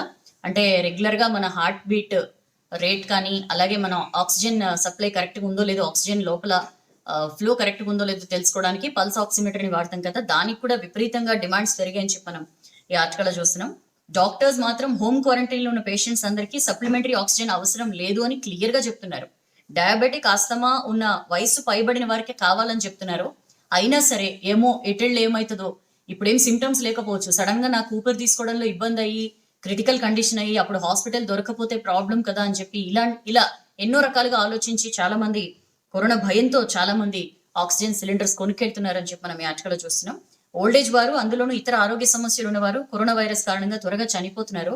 ఇలాంటి కేసులో ఎక్కువగా ఊపిరి అందకపోవడమే కారణం. అందుకని చెప్పి ఇంట్లో పెద్దవాళ్ళు ఉన్నవాళ్ళు కానీ, లేకపోతే ఏమైనా కోమార్బిడిటీస్ ఉన్నవాళ్ళు కానీ ఆక్సిజన్ సిలిండర్లు కొనుక్కొని పెట్టుకుంటున్నారని చెప్పి చూస్తున్నాం. అవసరం ఉన్నా లేకపోయినా ముందు జాగ్రత్తతో చాలా మంది ఈ సిలిండర్స్, మెషిన్స్ కొనుక్కుంటున్నారు అని చెప్పి చూస్తున్నాం. 2 వారాల క్రితం వరకు వీటిని రెంట్కి ఇచ్చేవారు, కానీ కొన్ని రోజులుగా ఎక్కువగా అమ్ముతున్నామని చెప్పి కూడా వీళ్ళు చెప్తున్న పరిస్థితి. రెంట్తో పాటు కొనేందుకు కూడా చాలా మంది ఇంట్రెస్ట్ చూపిస్తున్నారు అని చెప్పి ఆర్టికల్లో చూస్తున్నాం. సో బ్రాండ్, డీలర్ ని బట్టి 45,000 నుంచి 75,000 వరకు ధర ఉంటుంది. ప్రముఖ బ్రాండ్ సిలిండర్స్ గత వారంలో 120 అమ్ముడుపోయాయి. రెంట్ కంటే కొని పెట్టుకుంటే ఎప్పటికీ ఉంటుందని చెప్పి చాలా మంది కస్టమర్స్ అనుకుంటున్నారని చెప్పి సేల్ చేస్తున్న వాళ్ళు చెప్తున్న పరిస్థితి. ఆక్సిమీటర్స్ కి కూడా బాగా గిరాకీ పెరిగింది అని చెప్పి కూడా మనం చూస్తున్నాం. ఈ ఆక్సిమీటర్స్ ఏంటంటే ఆక్సిజన్ లెవెల్ 98-99% ఉండాలి, అట్లుంటే ప్రాబ్లం లేదు. కానీ ఒకవేళ 92% ఉంటే ఖచ్చితంగా వాళ్ళకి ఆక్సిజన్ సప్లై అవసరం. అందుకని చెప్పి చాలా మంది ఆక్సిమీటర్స్ ని కూడా బల్క్ గా కొంటున్నారు అని చెప్పి కూడా ఈ సప్లయర్ చెప్తున్న పరిస్థితి. స్టాక్ అయిపోయింది, మళ్ళీ స్టాక్ తెప్పిస్తున్నాం అని చెప్పి కూడా ఈ ఆక్సిజన్ సిలిండర్ సప్లయర్ చెప్తున్న పరిస్థితి. దానికి సంబంధించిన వార్త. అండ్ అదే పేజ్ లో ఆక్రమించుకునే రోజులు పోయినాయి అని చెప్పి నిన్న లడ్డాక్ లో ప్రధాని మోడీ అక్కడ మన సైనికులందరికీ కూడా స్ఫూర్తి నింపే ప్రయత్నం చేశారు. గల్వాన్ ఘటనతో సైనికుల ధైర్య సాహసాలు దేశమంతా మార్మోగిపోయాయి అని చెప్పి కూడా ఆయన మాట్లాడారు. శాంతి కావాలంటే దానికంటే ముందు ధైర్యం ఉండాలి. బలహీనులు ఎవ్వరు కూడా శాంతిని తీసుకురాలేరు. శాంతిని కోరుకునే వాళ్ళు చాలా బలంగా ఉంటారు. శాంతి, స్నేహం, ధైర్యం ఇవన్నీ మన దేశపు గొప్ప కల్చర్ అని చెప్పి కూడా ఆయన అన్నారు. మన శాంతిని, అభివృద్ధిని డిస్టర్బ్ చేయాలనుకున్న వాళ్ళకి కరెక్ట్ సందర్భం వచ్చినప్పుడు ఎట్లా మూతోడు జవాబు అని చెప్పి అంటారు. ఎట్లయితే సమాధానం చెప్తామో ప్రపంచం మొత్తానికి తెలుసు అని చెప్పి కూడా ఆయన మాట్లాడారు. ఇక ఆక్రమణదారుల కాలం చెల్లిపోయింది, వెన్ను చూపి పారిపోయారు అనడానికి చరిత్రే సజీవ సాక్ష్యం అని చెప్పి కూడా అన్నారు. అండ్ మీ తెగువ హిమాలయాల కన్నా గొప్పది అని చెప్పి అక్కడున్న సైనికుల్ని ఆయన ప్రశంసించారు. ఎందుకంటే ఎత్తైన కొండలు సముద్ర మట్టానికి 11,000 అడుగుల ఎత్తులో ఉంటుందండి నిన్న ప్రధాని వెళ్ళిన ప్లేస్. అది కానీ లేకపోతే సియాచిన్ గ్లేషియర్స్, ప్రపంచంలోనే అతి ఎత్తైన స్థావరం, అది సైనిక స్థావరం సియాచిన్ గ్లేషియర్స్. అక్కడ కానీ ఎక్కడైనా సరే ఎత్తైన పర్వతాలైనా, నదుల్లో ప్రవహించే చల్లటి నీళ్ళైనా ఏవైనా సరే అవన్నీ కూడా మన సైనికుల తెగువకి సాక్ష్యాలు అని చెప్పి ఆయన మాట్లాడారు. అండ్ బలగాల బాగు కోసం ఎన్నో చేస్తున్నాం, కొన్నేళ్లుగా దేశ భద్రత కోసం, బలగాల బాగు కోసం చాలా చర్యలు తీసుకుంటున్నామని చెప్పి కూడా చెప్పారు. బార్డర్ ఏరియాని డెవలప్ చేశాం, రోడ్ నెట్వర్క్ ని విస్తరించామని చెప్పి కూడా చెప్పారు. అండ్ మౌలిక వసతుల కోసం సైనికులకు సరిహద్దులో మౌలిక వసతుల కోసం 3 రెట్లు ఎక్కువ పెంచాము బడ్జెట్ అని చెప్పి కూడా చెప్పారు. అండ్ రెచ్చగొట్టే చర్యలు వద్దని చెప్పి చైనాకి అక్కడి నుంచే ఒక హెచ్చరిక చేశారండి. బార్డర్ లో టెన్షన్లు మరింత పెంచే చర్యలు ఏ వర్గం కూడా తీసుకోకూడదు అని చెప్పి అన్నారు. అండ్ చైనా కూడా నిన్న ప్రధాని మోడీ పర్యటన నేపథ్యంలో చైనా విదేశాంగ శాఖ కూడా ఒక స్టేట్మెంట్ ఇచ్చింది. బార్డర్ లో టెన్షన్స్ పెంచే చర్యల్ని ఎవరు కూడా చేసుకోకుండా ఉంటే మంచిది. లడ్డాక్ లో రగిలిన వేడిని తగ్గించేందుకు 2 దేశాల మధ్య ఆల్రెడీ మిలిటరీ స్థాయిలో చర్చలు జరుగుతున్నాయి. ఇలాంటి టైంలో ఏ దేశం కూడా రెచ్చగొట్టేలా మాట్లాడకూడదు అని చెప్పి చైనా రెస్పాండ్ అయింది. ఇండియాకి జపాన్ మద్దతు ఇచ్చిందండి. చైనాతో స్టాండ్ ఆఫ్ విషయంలో ఇండియాకి పూర్తి మద్దతుగా నిలిచింది జపాన్. ఆ ప్రాంతంలో స్టేటస్ కోను మార్చేందుకు ఏకపక్షంగా తీసుకుంటున్న చర్యలు వ్యతిరేకిస్తున్నట్లు, చైనా ఏవైతే 1-sided స్టెప్స్ తీసుకుంటుందో వాటిని వ్యతిరేకిస్తున్నట్లుగా జపాన్ వ్యాఖ్యానించింది. దానికి సంబంధించిన వార్త. అండ్ ప్రధాని మోడీ అక్కడ పర్యటించడం వల్ల సైనికుల నైతిక స్థైర్యాన్ని పెంచుతుందని చెప్పి అమిత్ షా అన్నారు. నాయకుడు ఇంకా రంగంలోకి దిగిండు అని చెప్పి జేపీ నడ్డా బీజేపీ అధ్యక్షులు వ్యాఖ్యానించారు. ఇండియన్ ఆర్మీతో బార్డర్లు ఎప్పుడు భద్రమే అని చెప్పి రక్షణ మంత్రి రాజ్నాథ్ సింగ్ అన్నారు. అండ్ రాహుల్ గాంధీ ట్వీట్ చేశారు, చైనా వాళ్ళేమో తమ భూముల్ని లాక్కున్నారని లడ్డాక్ ప్రజలు చెప్తున్నారు. చైనా వాళ్ళు తమ భూముల్ని లాక్కున్నారని లడ్డాక్ ప్రజలు చెప్తున్నారు, వేరాజ్ ఎవరు ఏమీ తీసుకోలేదని చెప్పి ప్రధాని అంటున్నారు. ఇంతకీ లడ్డాక్ ప్రజలు చెప్తున్నది అబద్ధమా, ప్రధాని చెప్తున్నది అబద్ధమా అని చెప్పి ఆయన క్వశ్చన్ చేశారు. దానికి సంబంధించిన వార్త. అండ్ ప్రధాని టూర్ చరిత్రాత్మకం అని చెప్పి పొంగులేటి వ్యాఖ్యానించారు. దానికి సంబంధించిన వార్త. లక్ష్మాపూర్ రైతులకు పాస్బుక్లు మీకు గుర్తుంది కదా, సండే సంచికలో మన వెలుగు పేపర్లో సీఎం దత్తత ఊరికి రైతు బంధు కట్ట అని చెప్పి ఒక ఆర్టికల్ వచ్చింది. దానికి సంబంధించి రెస్పాన్స్ వచ్చింది. మంత్రి మల్లారెడ్డి స్వయంగా పాస్బుక్లు అవి ఇచ్చారు. నిన్న ఏళ్లుగా పెండింగ్ లో ఉన్న వారి సమస్య తీరుతోంది అని చెప్పి చూస్తున్నాం. లక్ష్మాపూర్ రైతుల చిరకాల కోరిక, వాళ్ళ బంధువులకి వాళ్ళకి ఓట్లు వేయలేదని అందుకని చెప్పి ఆయన కోపగించుకున్నారు, వాళ్ళకి రాకుండా చేస్తున్నారు అని చెప్పి ఆ రోజు ఆర్టికల్లో మనం చెప్పుకున్నాం. సో మొత్తానికి రెవెన్యూ అధికారులు గ్రామంలో ఇంటింటికి తిరుగుతూ పాస్బుక్లు పంపిణీ చేయడం మొదలు పెట్టారు అని చెప్పి మనం ఈ ఆర్టికల్లో చూస్తున్నాం. వండర్ఫుల్ అండి. మొత్తానికి అక్కడ రైతుల గోస అయితే తీరింది. దానికి సంబంధించిన వార్త. ఇక నెక్స్ట్ పేజ్కి వస్తే సెట్ అయితే లేదని ఊళ్ళకి పోతున్నారు, ఎంట్రన్స్ ల పోస్ట్ పోన్ తో ఇంటి బాట పట్టిన స్టూడెంట్స్ అని చెప్పి మనం చూస్తున్నాం. సిటీలో రూమ్స్ అద్దెకు తీసుకొని చాలా మంది కామన్ ఎంట్రన్స్ టెస్ట్లకి దానికి ప్రిపేర్ అవుతుంటారు. ఇప్పుడు అన్ని కామన్ ఎంట్రన్స్ టెస్ట్లు వాయిదా పడుతుండడంతో వీళ్ళందరూ కూడా రూమ్స్ ఖాళీ చేసి ఊళ్ళకి వెళ్తున్నారని చెప్పి చూస్తున్నాం. ఇప్పటికే వెళ్ళినోళ్ళు చాలా ఇబ్బందులు పడుతున్నారని చెప్పి కూడా ఇదే ఆర్టికల్లో ఉందండి. ఎందుకంటే ఊళ్ళలో మొబైల్ సిగ్నల్స్ సవ్యంగా ఉండవు. సో మాక్ టెస్ట్లు అవి చాలా జరుగుతూ ఉంటాయి కదా, ఈ సిగ్నల్స్ లేకపోవడం వల్ల చాలా ఇబ్బందులు పడుతున్నాం. ఈ టెస్ట్లు అవి సరిగా టెస్ట్లకి కరెక్ట్ గా అపియర్ కాలేకపోతున్నాం, చాలా టెన్షన్ పెరిగిపోతుందని చెప్పి కూడా ఇప్పటికీ ఆల్రెడీ వెళ్ళిన స్టూడెంట్స్ చాలా మంది కూడా ఇబ్బందులు ఫేస్ చేస్తున్నారని చెప్పి ఇదే ఆర్టికల్లో మనం చూస్తున్నాం. అసలు ఏం చేయాలో అర్థం కాని పరిస్థితిలో చాలా మంది స్టూడెంట్స్ ఉన్నారు. దానికి సంబంధించిన వార్త. అండ్ అదే పేజ్ లో 12న లష్కర్ బోనాలు, ఈ నెల 12-13 తేదీల్లో ఉజ్జయిని మహంకాళి బోనాలు రంగం 2 జరగబోతున్నాయండి. అయితే గుడి పరిసరాల్లో ఎక్కువ కరోనా కేసులు ఉండడంతో భక్తులు ఎవరికి కూడా అనుమతి ఉండదు. ఓన్లీ దేవాలయం ప్రాంగణంలో అక్కడ వరకు మాత్రమే బోనాలు సమర్పిస్తారు అమ్మకి. దానికి సంబంధించిన వార్త. ఇక అదే పేజ్ లో చిరుత ఎక్కడ 50 రోజులైనా జాడ లేదు అని చెప్పి మనం ఈ ఆర్టికల్ చూస్తాం. మనందరికీ గుర్తుండే ఉండదు, మైలార్దేవపల్లిలో ఆ డివైడర్ పక్కన చిరుత నక్కి ఉన్న విజువల్ ఇంకా అందరికీ కూడా గుర్తే. అప్పుడు కనిపించింది చిరుత, ఆ తర్వాత వచ్చి హిమాయత్ సాగర్ లో నీళ్లు తాగిందని చెప్పారు. రాజేంద్ర నగర్ అగ్రికల్చర్ యూనివర్సిటీలో తిరుగాడుతోంది, దానికి సంబంధించి కనిపెట్టామని చెప్పి అన్నారు. ఇన్ని మాటలు చెప్పినా 50 రోజులైనా ఇంకా చిరుతని పట్టుకోలేదు అని చెప్పి మనం ఈ ఆర్టికల్ లో చూస్తున్నాం. రాజేంద్ర నగర్ లో మొత్తం టెన్షన్ వాతావరణం ఉంది. అసలు ఎప్పుడు ఎట్నుంచి బయటకు వస్తుందో చిరుత అని చెప్పి అక్కడ చుట్టుపక్కల వాళ్ళు అసలు కొంత చీకటి పడితే బయటకు రావాలంటేనే భయపడుతున్న పరిస్థితి ఉంది. అయితే అటవీ అధికారులు అంటున్నది ఏంటంటే ఇప్పుడు పెద్ద ప్రాబ్లం ఏం లేదు. లాక్‌డౌన్ టైంలో రోడ్ల మీద జనం లేకపోయి బట్టి చిరుత రోడ్ల మీదకొచ్చింది. బట్ ఇప్పుడు అలాంటి భయం ఏం లేదు. అండ్ మామూలుగా కూడా అటవీ ప్రాంతాల్లో జీవులు సంచరించడం చాలా కామనే. అండ్ మోరోవర్ ఈ అటవీ ప్రాంతం 900 ఎకరాల అటవీ ప్రాంతం కాబట్టి చిరుత బయటికి రాదు. అక్కడ స్వేచ్ఛగా తిరుగుతూ ఉంటే దాన్ని పట్టుకోవాల్సిన అవసరం లేదని చెప్పి కూడా చెప్తున్నారు. దానికి సంబంధించిన వార్త. అండ్ నెక్స్ట్ పేజ్‌కొస్తే రేట్లు పెంచిండ్రు, కోట్లు మింగిండ్రు. మంచిర్యాల జిల్లా ఇందారం ఓసీపీ భూసేకరణలో భారీగా గోల్మాల్ జరిగిందని చెప్పి మనం ఈ ఆర్టికల్లో చూస్తున్నాం. భూముల ధరలు పెంచేలా మాఫియా చక్రం తిప్పింది. కీలక ప్రజాప్రతినిధితో పాటు పలువురికి ఇందులో వాటాలు ఉన్నాయని చెప్పి కూడా ఈ ఆర్టికల్లో వస్తుంది. ఇంటర్నల్ ఎంక్వైరీకి హయ్యర్ ఆఫీసర్ల ఆదేశాలు. నెల రోజుల క్రితం లీవ్ లో వెళ్లిన రెవెన్యూ ఆఫీసర్ అని చెప్పి మనం చూస్తున్నాం. మామూలుగా ఈ భూముల నష్టపరిహారం పెంపు విషయంలో కోట్లాది రూపాయలు చేతులు మారాయని చెప్పి చూస్తున్నామండి. ఈ ఓపెన్ కాస్ట్ ప్రాజెక్ట్ భూసేకరణలో భారీ అవకతవకలు జరిగాయని చెప్పి ఆర్టికల్లో ఉంది.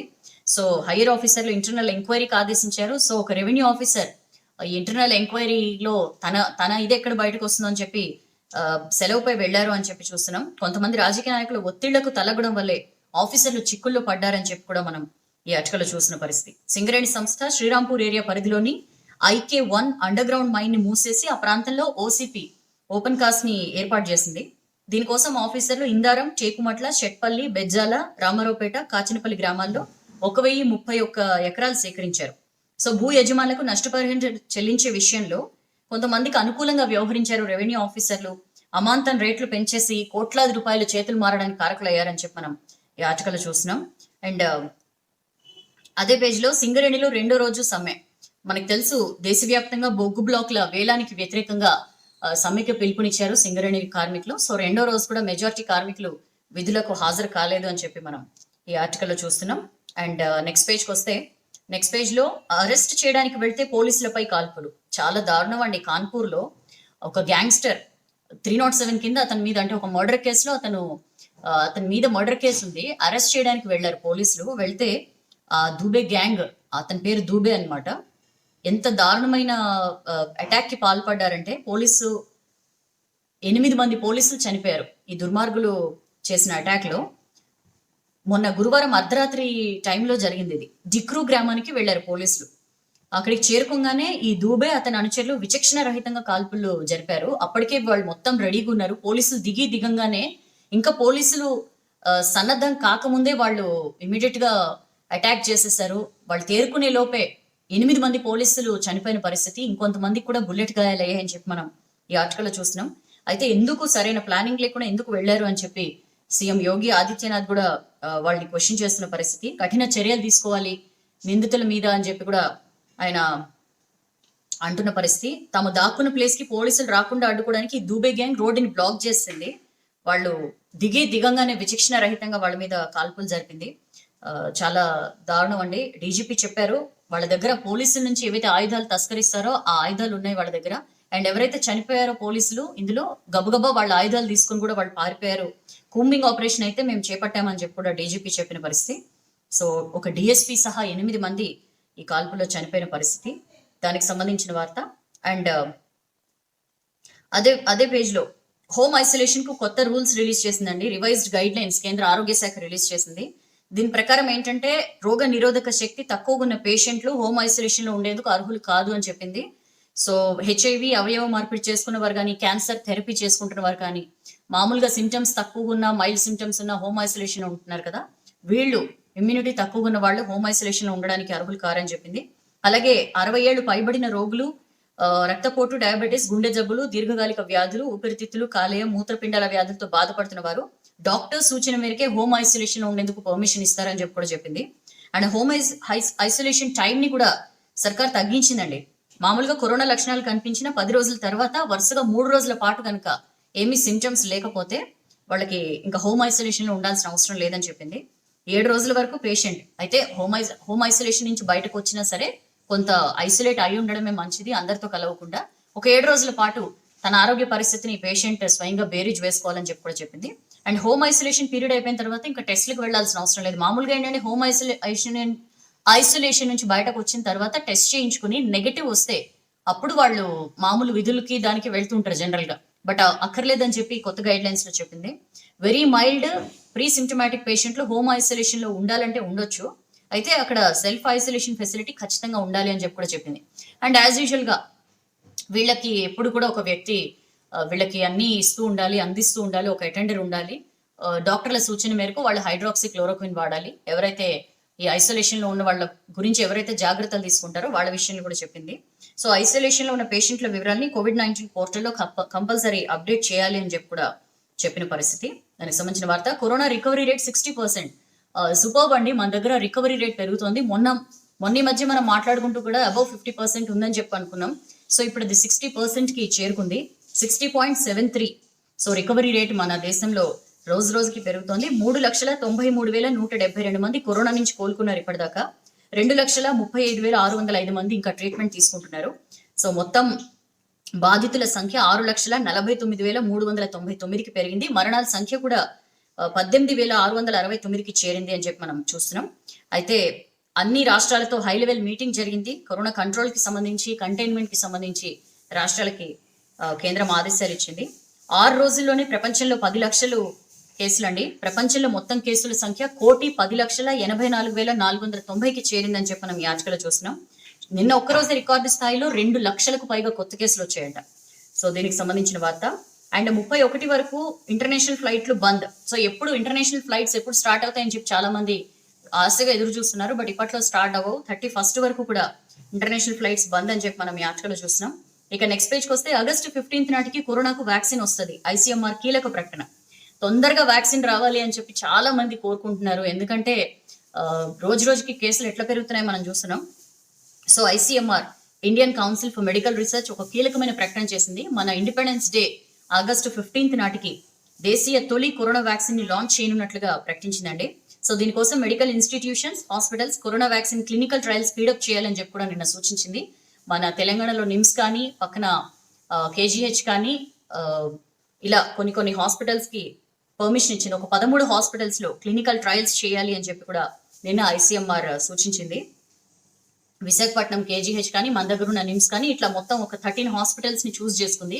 ఇక్కడ త్వరగా క్లినికల్ ట్రయల్స్ స్టార్ట్ చేయాలి. అయితే ఇది మన హైదరాబాద్ కు చెందిన biotechnology company Bharat Biotech international limited, ICMR ఇద్దరి భాగస్వామ్యంలో వస్తోంది ఇది కోవాక్సిన్ అని చెప్పి.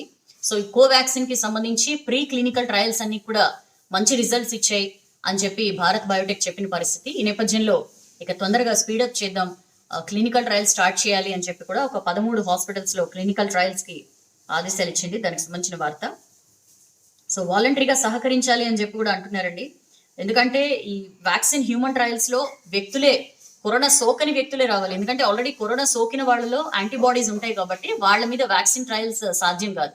సో కరోనా సోకని వాళ్ళు వాలంటరీగా వచ్చి హ్యూమన్ ట్రయల్స్ కి సహకరించాలి అని చెప్పి కూడా మనం ఈ ఆర్టికల్లో చూస్తున్నాం. అండ్ దానికి సంబంధించిన వార్త అదే పేజ్ లో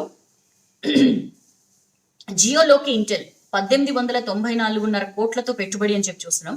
సెమీ కండక్టర్ల తయారీ సంస్థ ఇంటెల్ గ్రూప్ కి చెందిన Intel capital Mukesh Ambani Jio platform లో 1894 కోట్లను ఇన్వెస్ట్ చేయబోతోంది. సో జియో ప్లాట్ఫామ్స్ లో ఇన్వెస్ట్ చేసిన 11వ ఫారెన్ ఇన్వెస్టర్ గా ఈ కంపెనీ మారబోతోంది అని చెప్పి మనం చూస్తున్నాం. అండ్ 100 మంది పాల్గొనేలా జియో మీట్ వీడియో కాన్ఫరెన్సింగ్ ఫెసిలిటీని అందించడానికి ఆల్రెడీ జూమ్ ని చాలా మంది వాడుతున్నారు. దానికి పోటీగా రిలయన్స్ ఇండస్ట్రీస్ జియో మీట్ ని లాంచ్ చేసింది అని చెప్పి చూస్తున్నాం. గూగుల్ ప్లే స్టోర్ లో ఉన్నాయి. దీని వివరాల ప్రకారం జియో మీట్ లో 1:1 వీడియో కాల్స్, 100 మంది పాల్గొనడానికి వీలుండే హోస్ట్ మీటింగ్స్ ని జరుపుకోవచ్చు. ఈ మీటింగ్స్ ని ఫ్రీగా నిర్వహించుకోవచ్చు అని చెప్పి కూడా చూస్తున్నామండి. సో ప్రతిదానికి కూడా ఆల్టర్నేటివ్స్ వస్తున్న పరిస్థితి. దానికి సంబంధించిన వార్త. ఇక నెక్స్ట్ పేజ్కి వస్తే ఆన్లైన్ క్లాసులతో ఫాయిదా లేదు. 70.9% మంది పేరెంట్స్ అభిప్రాయం ఇదే అని చెప్పి మనం ఈ TSUTF Telangana state teachers federation చేసిన సర్వేలో వెల్లడైంది. మొత్తం రాష్ట్రంలో 1868 గ్రామాల్లో వీళ్ళు సర్వే చేశారండి. చాలా మంది చెప్పింది ఏంటంటే 70% పేరెంట్స్ అసలు ఆన్లైన్ క్లాసుల వల్ల ఏం యూజ్ లేదని చెప్పారు. అర్థం కావట్లేదు ఆన్లైన్ క్లాసులు అని చెప్పి 68% స్టూడెంట్స్ స్వయంగా చెప్పారు. పర్వాలేదు, అర్థమవుతుంది, మేము ఫాలో కాగలుగుతున్నాం అని చెప్పి జస్ట్ 3% దగ్గరగా మాత్రమే పిల్లలు చెప్పిన పరిస్థితి. సో ఫోన్ ఉన్నా కూడా డేటా లేని ఫ్యామిలీలు 58% పైగా ఉన్నాయి. ఇలాంటి వాళ్ళందరికీ కూడా ఆన్లైన్ క్లాసెస్ ఒక పెద్ద బర్డెన్ అని చెప్పి వీళ్ళు చెప్తున్న పరిస్థితి. 22,000 ఫ్యామిలీలు, 39,000 మంది స్టూడెంట్స్ నుంచి ఈ సర్వేలో భాగంగా వీళ్ళు వివరాలు సేకరించారు. సో దీనివల్ల పెద్దగా ఫాయిదా లేదు అని చెప్పి వీళ్ళు చెప్తున్న పరిస్థితి. ఇవ్వండి ఇవాళ వెలుగు పేపర్లో వచ్చిన వార్తలు, విశేషాలు. ఈ ప్రయత్నం ఎట్లుందో చెప్పండి. డెఫినెట్లీ మీ ఫీడ్బ్యాక్ షేర్ చేసుకోండి. నచ్చితే లైక్ చేయండి, బాగా నచ్చితే షేర్ చేయండి. బట్ రోజు వెయిట్ చేయండి, కరెక్ట్గా 7:45కి వచ్చేస్తాను. మీరు సరిగా నిద్ర లేవకున్నా, మీ పనులు ఏం అవ్వకపోయినా పర్వాలేదు, V6 ఫేస్బుక్ పేజ్కి లాగిన్ అయ్యి షేర్ కొట్టి ఫోన్ పక్కన పెట్టండి. 7:45 నుంచి 8:30 వరకు వెలుగు పేపర్ని మీకు వినిపిస్తాను. Have a wonderful day. Take care of your self అండి. మీ జాగ్రత్తలు మీరు ఉండండి. మాస్క్ పెట్టుకోవడం, ఫిజికల్ డిస్టెన్సింగ్ పాటించడం, చేతులు శుభ్రం చేసుకోవడం మర్చిపోద్దు. అవసరం అయితేనే ఇంటి నుంచి బయటకు వెళ్ళేలా ప్లాన్ చేసుకోండి. రేపు మళ్ళీ కలుద్దాం 7:45కి. Have a nice day. This is Soujanya signing of.